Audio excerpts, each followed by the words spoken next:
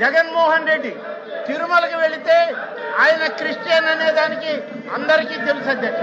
Christian అని ఒప్పుకుంటాం, తప్పేం లేదు. ఆయన ఆ మతాన్ని స్వీకరించారు. ఇవాళ ఒక క్రిస్టియన్ మతస్థుడు తిరుమలలో వెంకటేశ్వర స్వామి దర్శనానికి వెళ్ళాలంటే అక్కడ ఈ దేవుని పట్ల నాకు విశ్వాసం ఉందని సంతకం చేయాలి.